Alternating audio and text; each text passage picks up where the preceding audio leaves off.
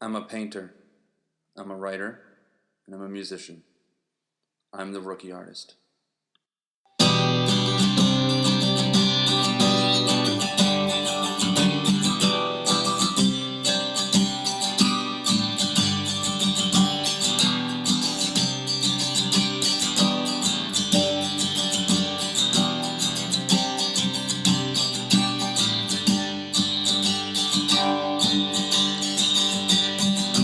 Too deep, and I can't sleep now, and I wish you could see the way I see you, and now I know that I found you inside my heart, and I won't ever think of letting you go.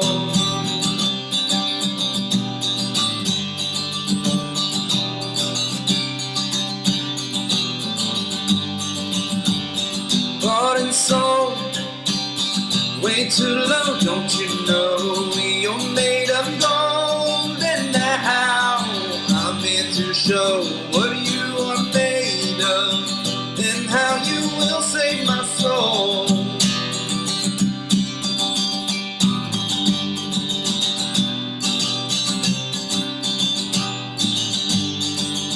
So why don't you just come with me? I know you can set me free. And will you ever realize, yeah, 'cause of you I feel alive.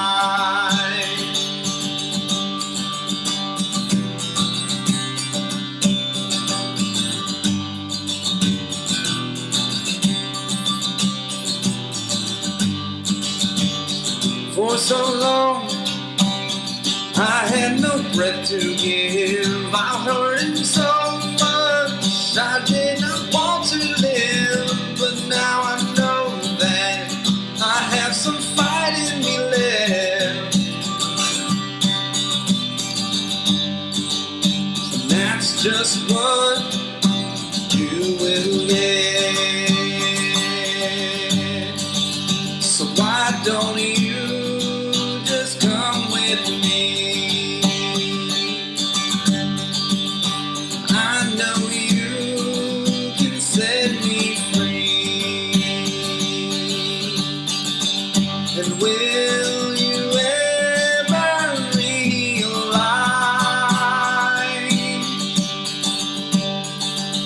because of you I feel alive.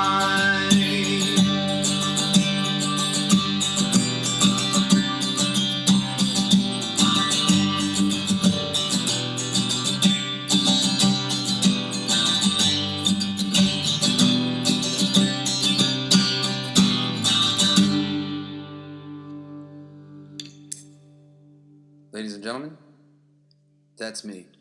That's the first song I ever wrote. Welcome to the Rookie Podcast. I'm starting this fresh. I've had some time to think about what exactly my purpose is with this. It started to seem like it was losing its way a little bit, at least to me. Some things cultivated over a period of time that led to a mind state that was really off and less focused and tired.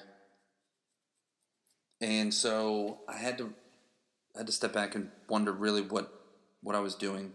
I had to take a moment to evaluate what exactly was going on in my life. Personally, professionally, all around, artistically.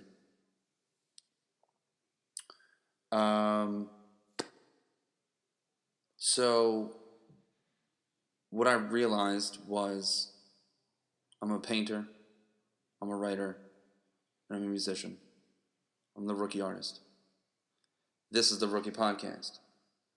I wanted to do a podcast because I've always wanted a radio show. I always thought being on the radio was the coolest thing.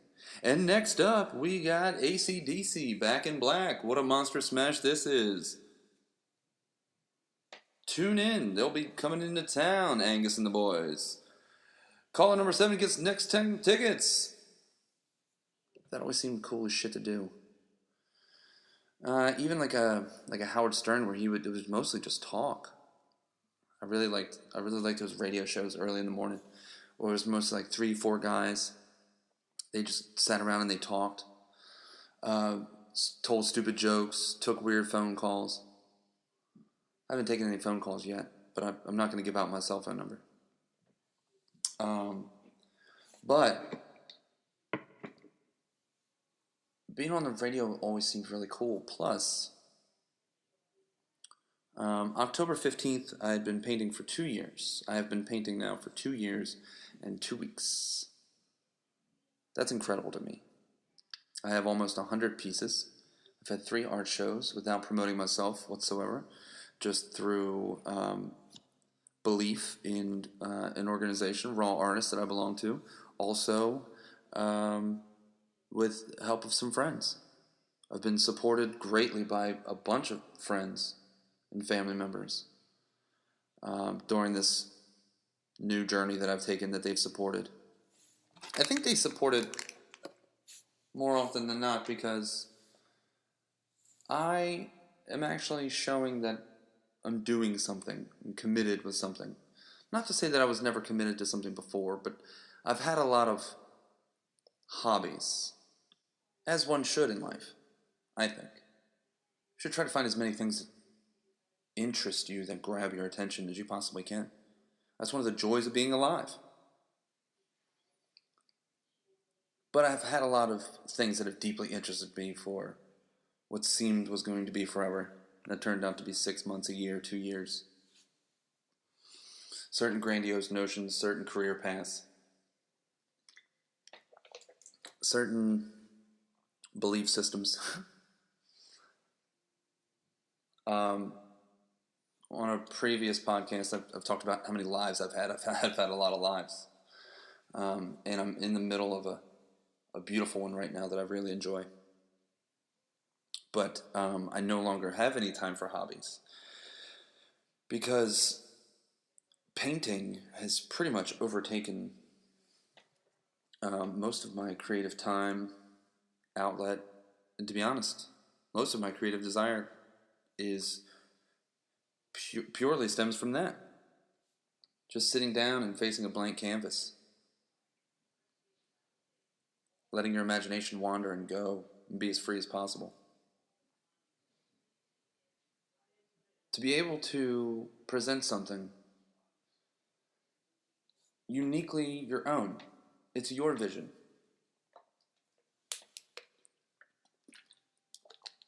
We rarely get a chance to express our vision, I think.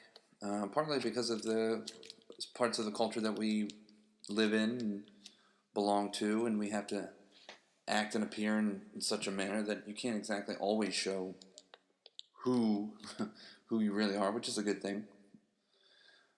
Some boundaries are necessary, but I also believe that one should always try to find something that releases who you are, shows, gives an example, gives a peek into your world. That's what truly great art is. That's no discovery from me, but that's where it comes from, at least. But it's overtaken my world. I've never looked at color this way. I've never looked at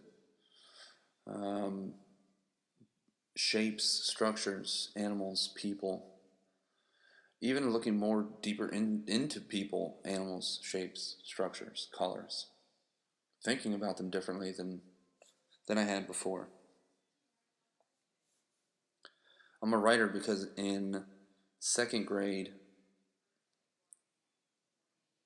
I was asked to write a paragraph, a little story paragraph. And we had these little ruled books that you wrote in with big elementary school lines in them. So really each page was probably had about 6 lines in them. And it was even the kind that had the blue dots in the middle, so you could perfectly place your line through your F. And you could practice your penmanship, whatever second grade penmanship is. Pencilmanship, it should be. But I remember filling this entire book. And it was just something I just kept going with. I didn't do well on the assignment because I didn't follow the assignment. But I still have that book. And I don't know, I just always remember when I had something on my mind, which I always do. I always have a book nearby or a pen nearby, and I was always scribbling my thoughts. Little poems, little stories, stuffs about someone's character, stuff about the way someone looks, something looks, seems, feels. I've always been writing. And I like story. I like reading stories and listening to stories. I like concocting my own stories in my head, writing them down, see how they flow. See how they unfold as the physical act of scribbling something down. See how that changes your mind and how very oftentimes I start with an idea in mind and then it turns into something completely different because I believe it's the physical act of moving your hand around in certain gestures. It's enormously fun and extremely cathartic. I would love to be able to make a living doing that. That'd be fun. It's very quiet. But like I said, it's very physical to me. But it's something I'll do to the day I die regardless. So I'm naturally, I believe, a writer. Music grabbed me at a very early age. I'm not exactly sure when. But my mother fondly remembers many times watching me in the rearview mirror as I sit in the back seat and wiggle, squirm, and screw my face all up, trying to make the sounds that I hear on the radio, trying to sing along. I have a very emotional face. I've been told that many times. Like, I express my emotion through my face. That's probably where that comes from. For 2 years before my mother wisely pulled me out, I went to Catholic school from 4th and 5th grade. And I remember they had a band. This is little white Catholic school in this little neighborhood that was kind of adjacent to ours. I mean, it only went up to 8th grade, so I don't know what... I guess it was just something to do to learn music, but it wasn't really like a marching band where you'd go to competitions. They would just play in the choir. Little Catholic school. But I remember wanting a trumpet so bad. I begged my mom for a trumpet. My mom and dad could barely afford to send me to the school, let alone shell out $300 to an 8-year-old kid for a horn that they may or may not ever play again. And if they pawned it, they might get $100. So that now they're out $200. They're fucked. So that didn't happen. And then I remember I didn't want to play trumpet anymore. I wanted to play sax. And then I wanted to play drums because banging on stuff was really fun. That I knew that was never going to happen.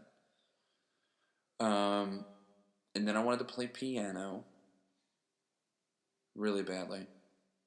I got really into piano music for a while. And then I wanted to play guitar.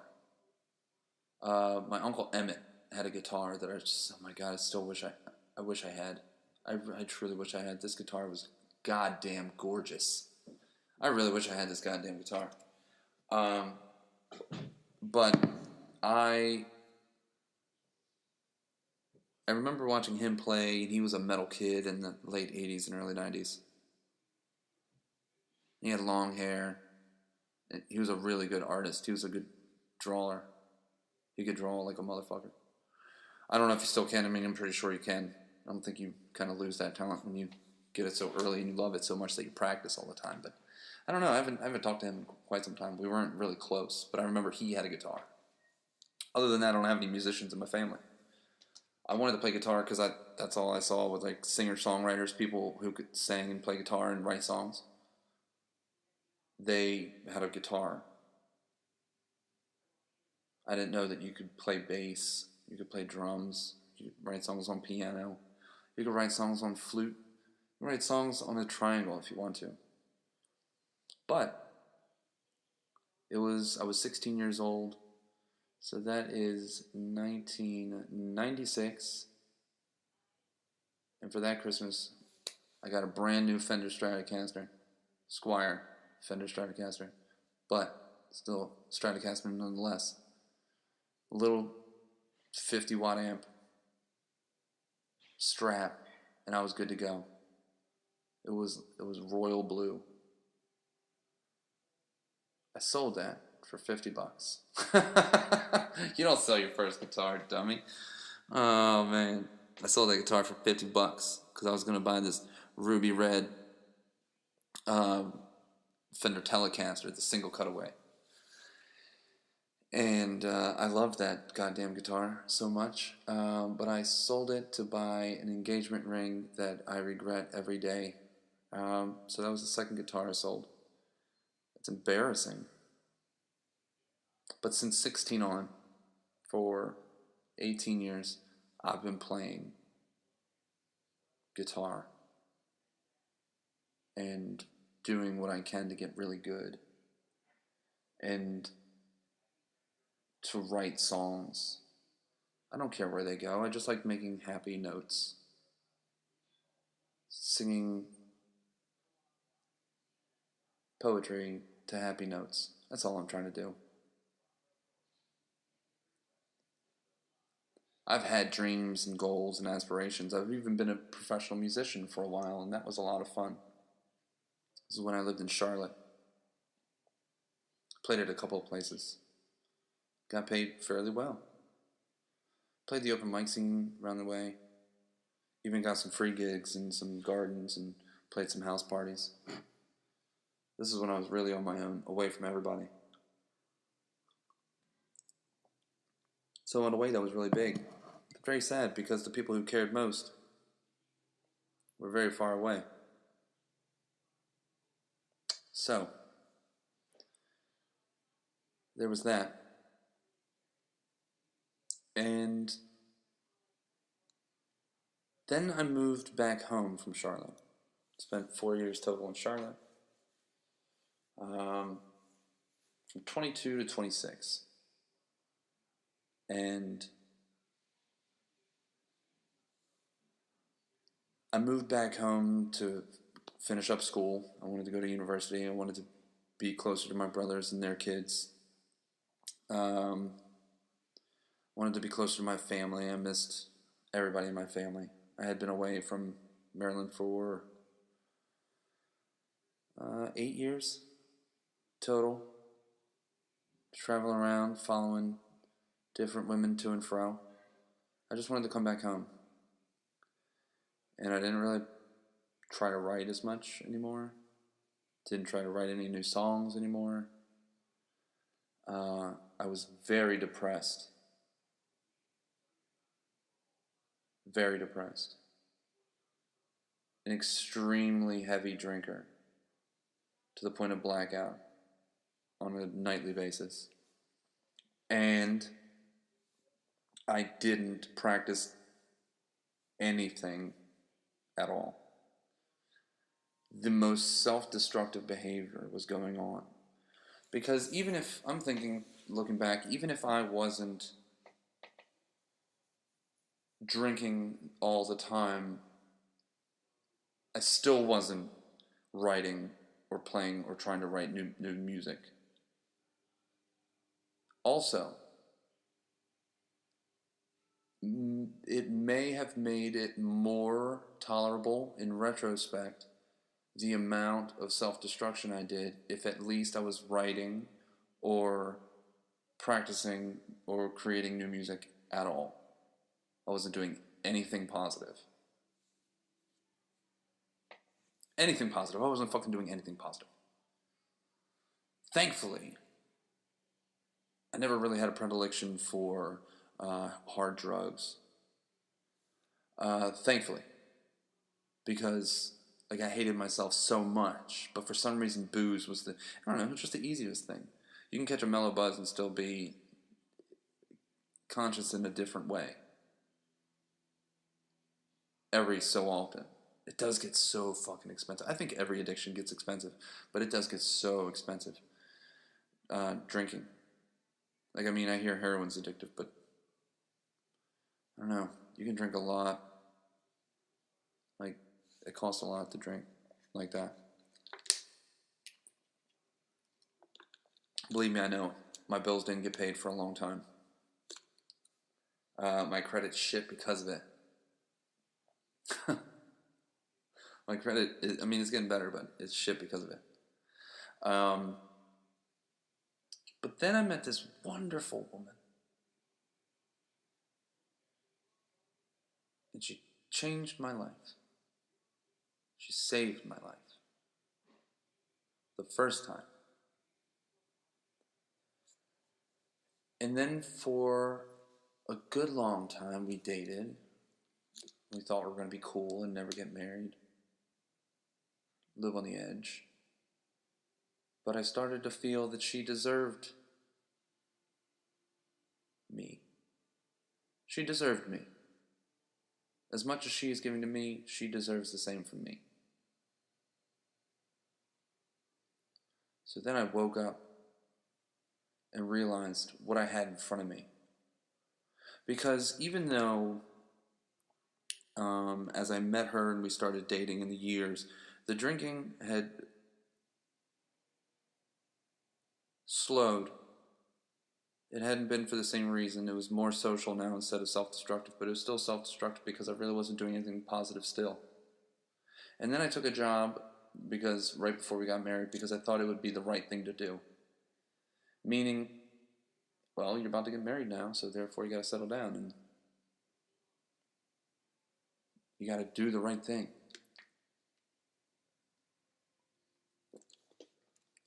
You got to provide. You got to do the right thing. That's all I remember that distinctly. Constantly poking me in the brain. You got to do the right thing. You got to do the right thing. You can't fuck up here. You got to do the right thing. You got to do the right thing. You can't fuck up here. Well, when you constantly remind yourself that, you're going to be walking on a tightrope. And eventually you will be walking directly off that tightrope, falling completely on your face, and then you're going to feel like a pile of shit. Because, what did you do? Exactly what you told yourself you're not supposed to do. But you've repeated it and beaten it in your head so much that you can't fuck up now. You can't fuck up. You're responsible. So, what I had been pushing aside by use of alcohol, with the help, I should say, at that point, of alcohol, I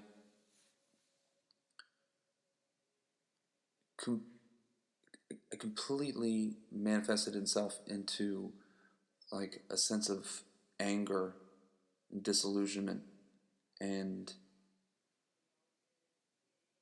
just utter confusion with life as a whole. I took a job to be a restaurant manager, and then in two completely different places, and I was not ready at all. And I'm never going to name this place. They might find out. But I'll never speak ill of them because they were nothing but good to me. And I was just a stupid, immature little kid. And I wasn't stupid or immature, and I certainly wasn't a little kid. Let me backtrack there. That was stupid. I was stupid in the way that I was handling my life and things around me. I was very stupid. I was also so upset with the decision that I had made that I let other things that were going on around me affect my job. And then I got so disillusioned that everything that I was doing was not good. I wasn't doing anything good. I didn't see any benefit to my job. I didn't see me helping anybody around me. I didn't see any progress in anything that I was doing. And also, I wasn't playing music. I worked too long. I had really odd hours. I wasn't playing any tunes. I wasn't writing anything.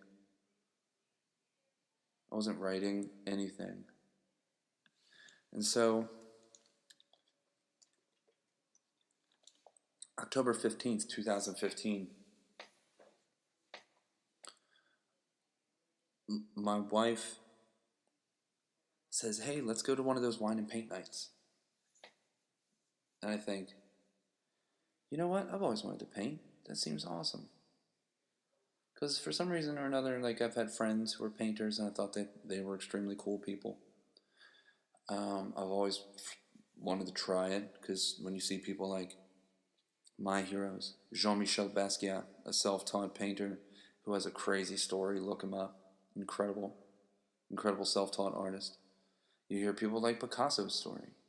You hear wild and intriguing things like Vincent van Gogh cut off his ear because he was in mental anguish over a woman. That perks your attention. And think, oh, what is in painting that? At least that's what it says it to me. What is it that painting does to these people? Who are these kind of people who paint? I want to know.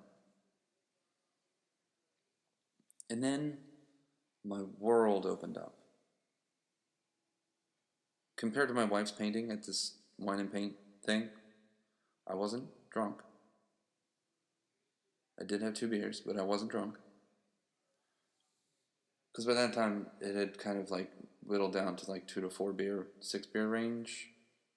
6 is like if I was off, and that was during the whole day.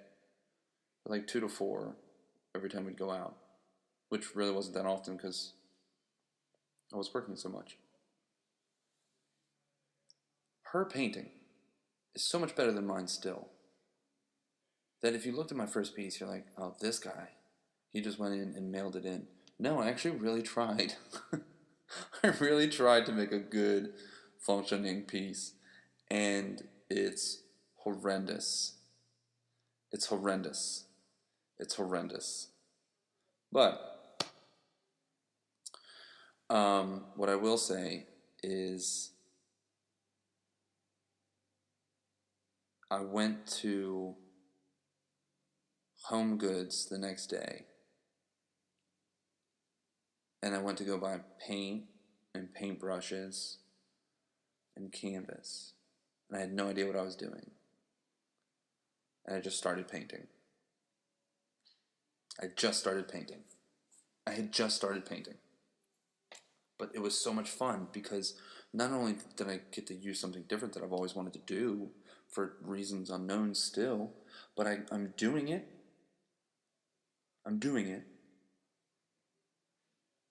Something I always wanted to do that kind of grabbed me every now and once. Hey, you should try that. You might like that. Note to yourself, if something keeps agitating your brain, just pay attention to it for a moment, give it some heed, and try it. It might just leave you alone. It might lead to something different. You never know. This is what it led to me. It led me to a place where I realized that I could complete something. I hadn't written anything musically or any poetic phrase. And I couldn't honestly remember. I could not honestly remember. I hadn't played out, and I could not honestly remember. It's probably because I was drinking, because drinking destroys your memory far worse than marijuana does. But I was finishing something. Weird dog shit paintings.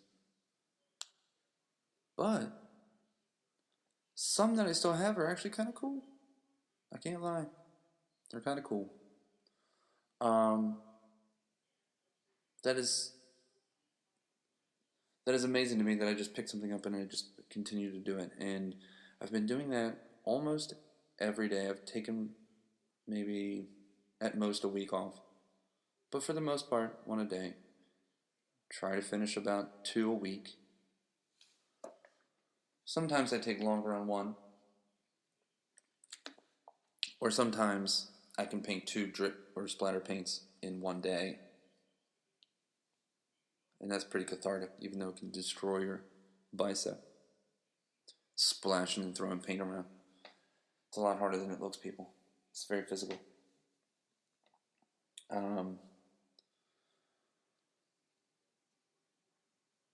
I wanted to get over procrastination, which was why I picked up painting, because I always wanted to. After I painted the one time, I knew that I would like it.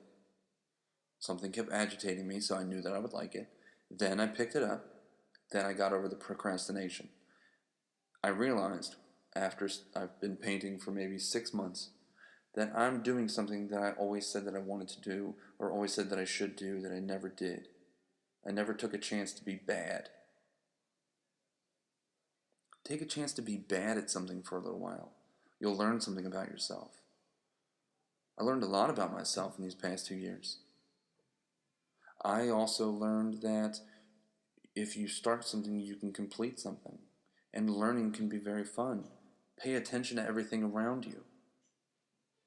Be sensitive. Let it in. It's important to do so. I just wanted to complete something. To feel like I could still do something.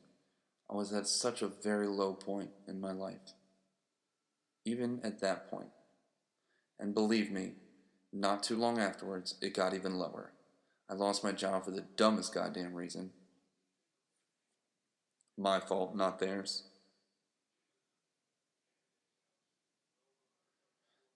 I lost my job for the dumbest damn reason. And then 3 weeks later, I lost my job. Another one. Because I was such a drunkard. I wasn't dealing with shit. But I had been painting at that moment for 3 months. That's the moment that night when I lost my job for drinking. That night I went to an AA meeting. I sat around and I told him that I didn't know what I wanted, who I was, what I was doing here. But I still did take a chip because they gave me one. Said, here, take a 1-day chip. And I have that still somewhere. But I realized after that I didn't need that. Like, I wasn't that far gone. So I went home, and instead of going to a different kind of thing, or maybe even going to a bar that I could figure this out, I went home and I just started painting. And it was kind of like a walking meditation. And I stayed sober for a good almost 6 months. I drank one time in 6 months, and that was on my first wedding anniversary. It was very mild. I lost the taste for it. I lost the taste for it because I realized that I never really... I enjoy it now, but it's not a way to deal with the problems that are in front of you. That's what I did. I dealt with the problems that were in front of me by pushing them to the side, or going to a quote-unquote quiet place and pondering and worrying about things drunkenly, driving around, doing things I shouldn't do.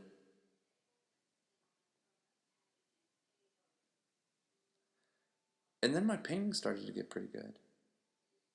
And then I discovered this little method I have, and then I just call it the strokes. It's just a bunch of swirly life, like almost like life swirls of wind and flow, free flow. And, dude, so I took acid. It was like October, maybe 16th, 2016. Took acid for the first time. And it changed my world. It really made me realize what my good paintings were and what my bad paintings were. And the ones that didn't have life, actually, like you could, like, there's so much going on. You take a little acid and you do some painting. There's so much going on. But if there's nothing going on in the picture behind it, then you know it doesn't have any life to it. So it's okay to paint over and give it new life. You can add to it. It's not finished. A lot of the free flows have a lot of life to them, and I like that.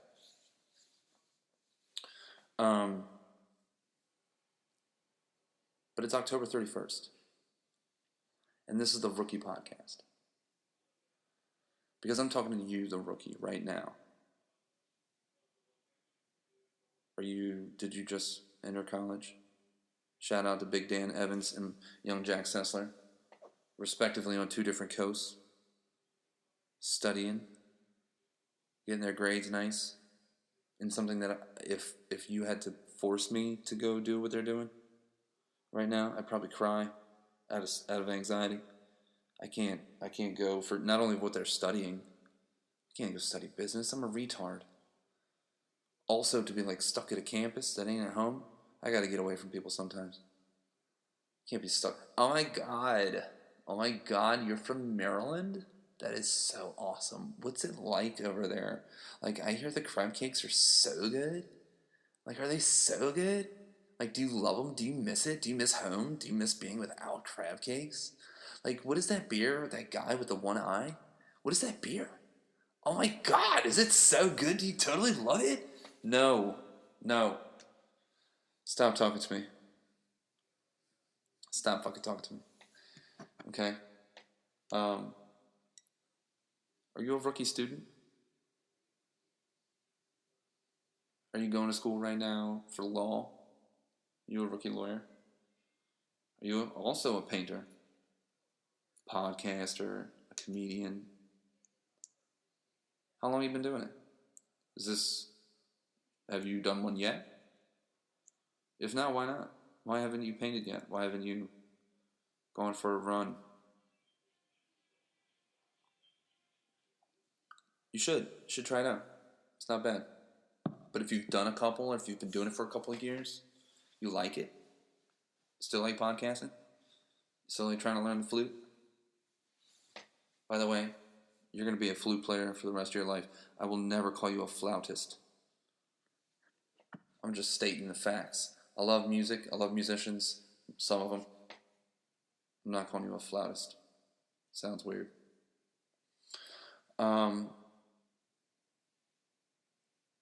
Are you a rookie bartender? Are you a rookie restaurateur? Did you just have a baby? Are you a rookie parent? What's a rookie? I guess I should probably talk about that. If you don't know what a rookie is somebody who approaches their craft with a brand new look, fresh eyes, an open mind. Because when you're a rookie at anything, say you're a rookie football player and you step on the field for the first time, not only do you have to be prepared, yeah, but you're so excited, you're so nervous, all you want to do is do well. So you're going to pay attention. You're going to know your plays in and out. You just step on the field, you're looking at the quarterback, he's looking at you, ball's coming to you. You're a rookie. You're so excited, but you dropped the ball. It's all right. It's your first time. But you get back to the line, and he's going to throw you the ball again. Maybe not that time, but eventually. I don't know why I use that analogy. That's fucking terrible. But you understand what I'm saying?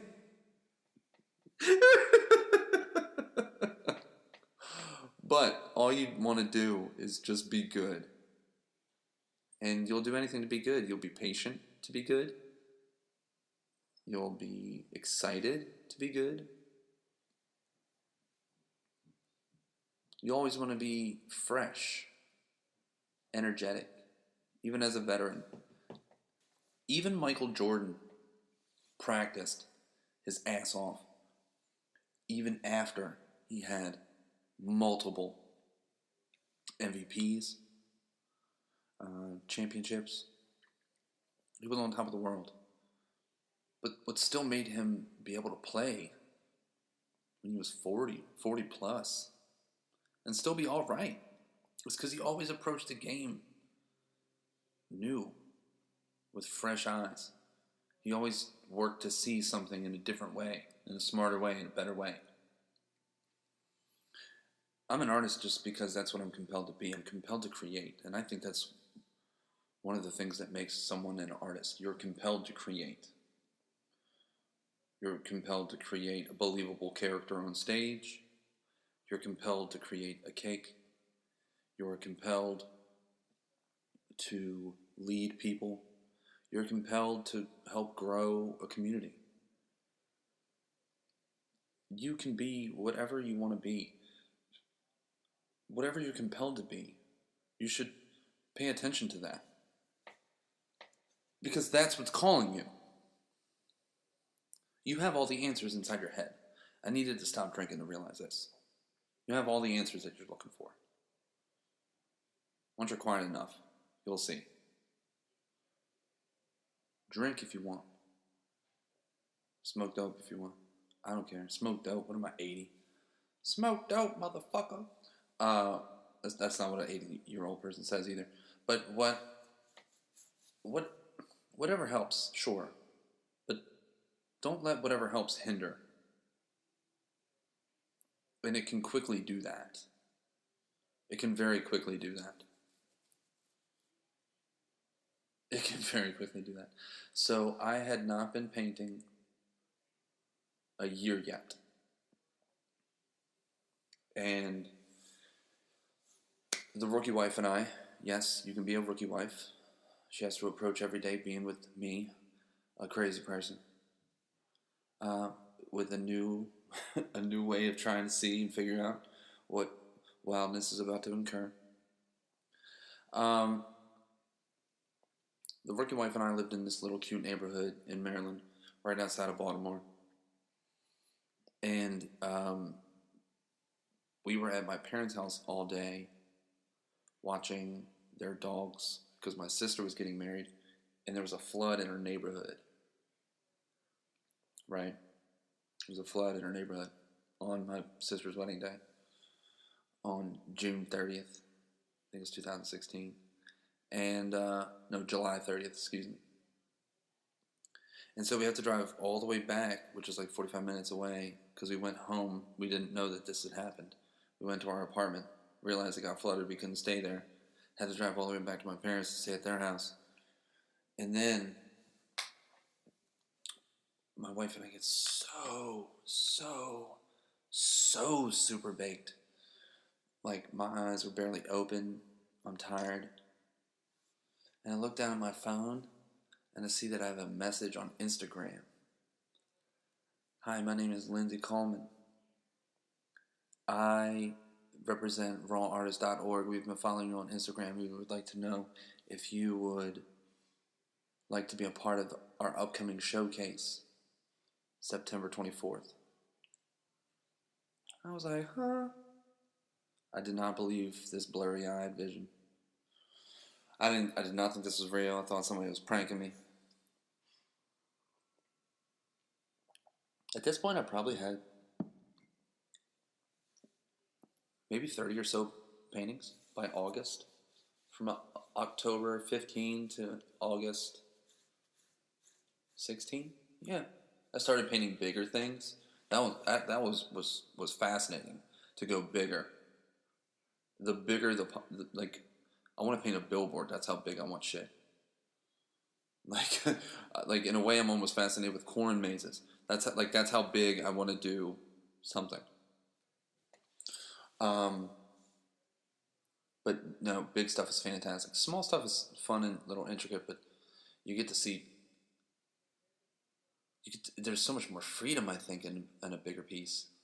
You get to do whatever you want. It's like having a small bedroom versus like a big bedroom with a bathroom.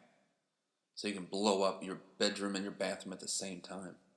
That's a dumb idea. Now that I think about it. One of you is always going to be stinky sometimes. But then it turned out to be real. And a year later, they asked me back to do the same thing. A little more than a year later, but they asked me back to do the same thing. Much love to rawarts.org. RawARTisT? RawARTist.org. Much love to Lindsay Coleman. Much love to Tiffany Jordan. Yeah, I think it was Tiffany Jordan. Yeah. Big shout outs to rawartist.org. Check it out. You could be a raw artist. I think one of their stipulations is that you have to be practicing your craft 10 years and under. But check them out. A lot of great local art, even if you're just an art fan, a lot of great local art around you. People you don't even know, fashion, dancers, models, makeup, jewelry, visual art, painting, sculpting. It was a fly show. A lot of crazy, weird people just like me. You know? Freaks need a home too.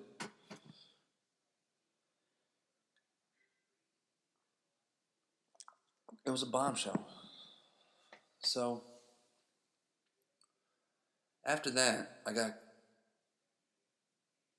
wanted to know exactly what it is that I was doing. I had to refocus for a minute. Because during all this beautiful time,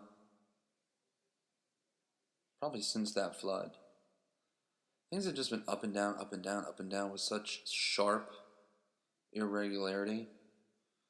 It's more like an earnings chart for a company that's obviously stealing money. Like it just goes up and up and up and up and up. A little down, a little more up, a little down, more up. Like it just feels like that. And I took a week off of painting recently, and I was like, what the fuck am I even doing this for? I'm doing this because I'm embracing the middle. That's what one must do. One must embrace the middle. Think about the beginning. You start off in the beginning, as we talked about, as a fresh rookie. You got your eye on the prize. You got so many doubts and concerns, but they're totally outweighed by all the joy and excitement. And all you think about is the end and how good it's going to be. Man, one day, after I'm practicing such and such years, I'll be able to paint like Van Gogh, or I'll be able to paint like Picasso, or I'll be able to paint like Rembrandt. Or maybe I'll be famous in a different way. Maybe I'll hang on galleries and nobody will know my name and have to look me up. But I got there. Maybe I don't even make it there at all. You're flooded. Your mind is flooded when you start something with all kinds of emotions. And then people usually jump all the way to the end. And they say, I've been painting 40 years. I've been painting 50 years. Look at my mastery. Look at my skill. Can you believe all you can achieve by continuing to do something? Maybe you're a complete failure and you fizzled out. But there's something far more important, and that's called that enormous place between those two called the middle. The middle gets boring. The middle gets boring as shit. It's like taking a long cross-country drive and then you hit Oklahoma or one of these flat states. I'm not dissing your state, it's beautiful. But if that's the middle of your drive, you're like, this shit will never, ever, ever fucking ever end. It's almost like you feel like you should be able to like lean your seat back and just take a nap. Like you can just go straight for so long. But also the middle is where you learn. The middle is where all your knowledge comes from. You don't get to the end without any knowledge.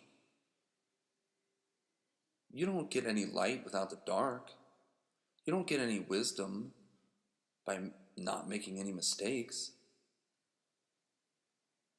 You have to embrace the mistakes. When you don't want to paint, that's probably when the best shit will come out. You have to force it out sometimes. Sometimes you have a tiny little blockage, but with just a little push, your inside will feel so much lighter. If you know what I'm saying. Sometimes you have to do that with your paintbrush. Sometimes you have to do that with your wrench, with your carpenter's belt, with your business outlook, with your strategies, with your Marine Corps regiments. I really hope that's a thing. I'm getting my balls busted. If that is not a thing.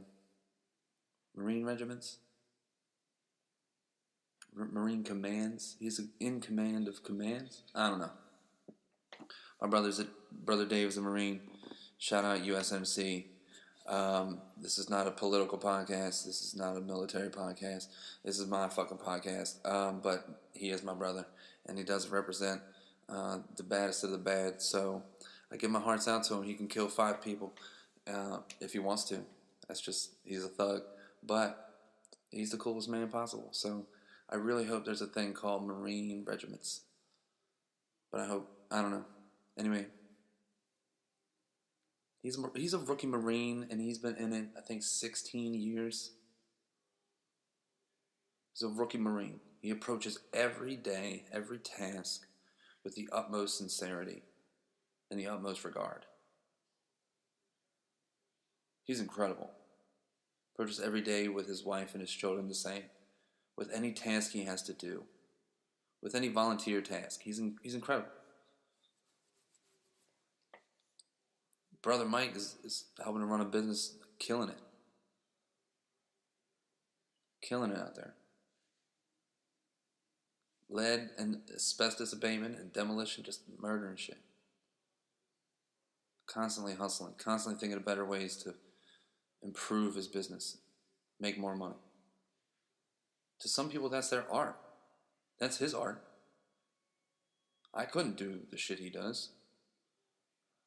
I would kill myself. I would fall off a crane on purpose. My wife would get mad insurance money. I'd be like a crane, a tippy-top crane repairman. Like when the string gets cut and all tangled up after swinging around for so long, that cable gets all knotted up. I get to go up there and like undo the shit, but I'm gonna fall. That's what I would do if I had to deal with the stress of what he has to deal with. Because I worked for him for a little bit, dude. People who work in construction dude, it's just a different animal.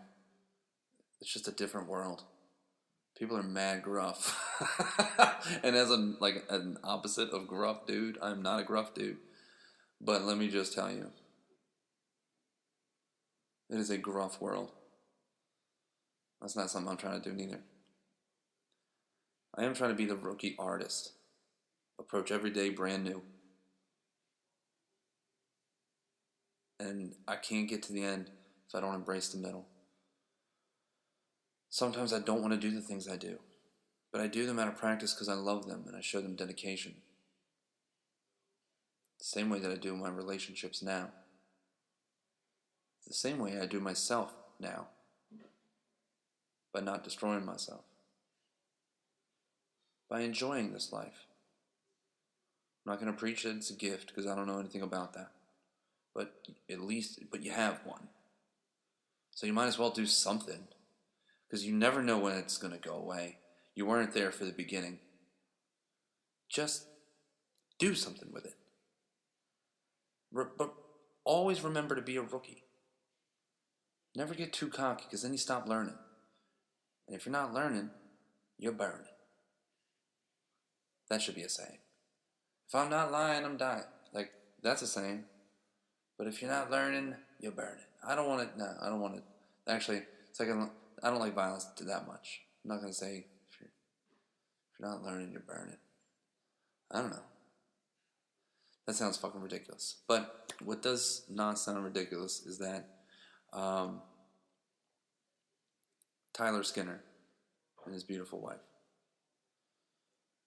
other friends and family, Big Nick, Aunt Sammy, my wife, my mother-in-law, cool, super, super cool chick, RookiARTisT.org, friends that came to the show, that went out of their way on a Tuesday night to purchase $40 in tickets. It was just a beautiful time to be around a bunch of people who've probably never felt more nervous but yet more comfortable in their lives. And that's a beautiful thing that Raw Arts does. Check them out. RookiARTisT.org. You can hit me up at the@rookiartist@gmail.com. I'm the Rookie Artist on Instagram. Hit me up. You want to chat? Maybe we could work out something. The other podcasts were good. Some of them. Probably none of them, in all actuality. But I tried at them. But now I want to tell you exactly what the hell's going on in my head. The other ones were a little forced to me. So I want to start fresh. I want to earn this. I want to embrace the middle to make it to the end, whatever that is. That'll end when it's over, just like everything else. Like I said, big shout out to Big Dan Evans, young Jack Sessler, out there killing it at their respective universities. Shout out to my man, little Stephen Wecker. He's a new father. It's a beautiful thing, him and his wonderful wife.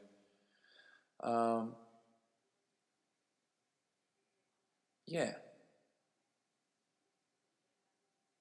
I love my mom. Shout out to Big Dave. And I want to dedicate this one to Rose Polakis. Jesus Christ. Of course I did that. Rose Pozolakis, age 72. Brother Dave's grandmother. He was very close. As was I. So, with that being said, I love y'all, and I'll catch y'all soon. Sight.